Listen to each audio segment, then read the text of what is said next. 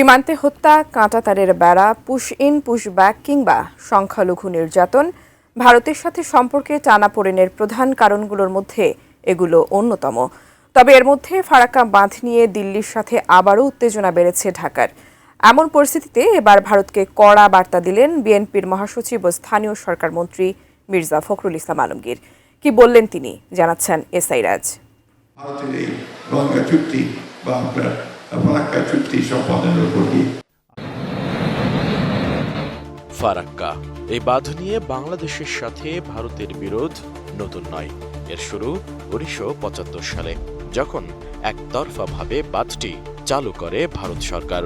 এরপর ১৯৭৬ সালের ১৬ মে মজলুম জননেতা মাওলানা আব্দুল হামিদ খান ভাসানীর ডাকে ভারতের এই পানি আগ্রাসনের বিরুদ্ধে গর্জে উঠেছিল এদেশের লাখ লাখ দেশপ্রেমিক জনতা। ইতিহাসে যা ফারাক্কা লং মার্চ নামেই পরিচিত।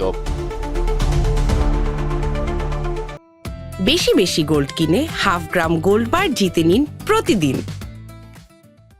শুষ্ক মৌসুমে গঙ্গার পানি নিজেদের দিকে সরিয়ে নেওয়া এবং বর্ষা মৌসুমে সবগুলো গেট একসাথে খুলে দেয় ভারত। এতে মারাত্মকভাবে ক্ষতিগ্রস্ত হয় বাংলাদেশ। ফলে বাংলাদেশ ভারত পানি বন্টন ইস্যুতে আবারও সরব হয়েছেন বিএনপির মহাসচিব ও স্থানীয় সরকার মন্ত্রী মির্জা ফখরুল ইসলাম আলমগীর। ফারাক্কা বাঁধ নিয়ে ভারতের অবস্থানের সমালোচনা করে তিনি বলেছেন, ভারতের সঙ্গে বাংলাদেশের সুসম্পর্ক নির্ভর করবে গঙ্গা বা ফারাক্কা চুক্তি কিভাবে সম্পাদিত হয় তার ওপর। জনগণের প্রত্যাশা অনুযায়ী অবিলম্বে এই চুক্তি সম্পাদনের জন্য ভারত সরকারের প্রতি স্পষ্ট বার্তা দিয়েছেন তিনি।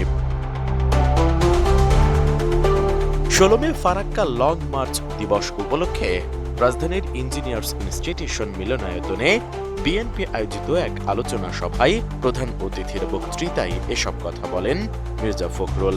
তিনি বলেন, ভারত সরকারের কাছে স্পষ্ট বার্তা জানাতে চাই, অবিলম্বে বাংলাদেশের সঙ্গে আলাপ আলোচনার মধ্য দিয়ে বাংলাদেশের অভিপ্রায় অনুযায়ী ফারাক্কা চুক্তি সম্পাদন করতে হবে। সম্পর্ক স্থাপিত হওয়া সুযোগ এসেছে, সেটা নির্ভর করবে ভারতের এই গঙ্গা চুক্তি বা আপনার ফারাক্কা চুক্তি সম্পাদনের উপর দিয়ে।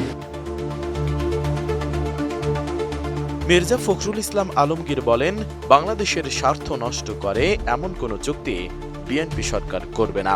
চুক্তি নবায়নে ভারতকে এগিয়ে আসতে হবে। এক্ষেত্রে বাংলাদেশের স্বার্থ রক্ষা করেই সব করা হবে। এরই মধ্যে ফারাক্কার বিপরীতে পদ্মা ব্যারেজ নির্মাণের ঘোষণা দিয়েছেন প্রধানমন্ত্রী তারেক রহমান। এই সিদ্ধান্তকে স্বাগত জানিয়ে মির্জা ফখরুল ইসলাম আলমগীর বলেন, চলতি বছরই শেষ হয়ে যাবে গঙ্গা পানি বন্টন চুক্তির মেয়াদ।